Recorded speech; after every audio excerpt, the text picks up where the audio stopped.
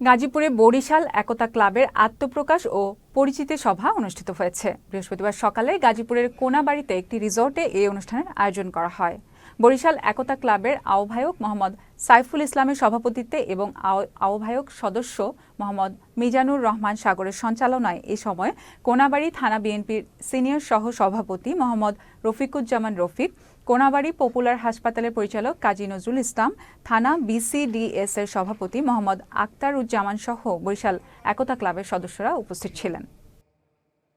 আমরা এখানে যারা এই ক্লাবে সংগঠিত আছি সবাই এখানের ঘরবাড়ি আছে, সবাই স্থানীয় এবং এখানের ভোটার।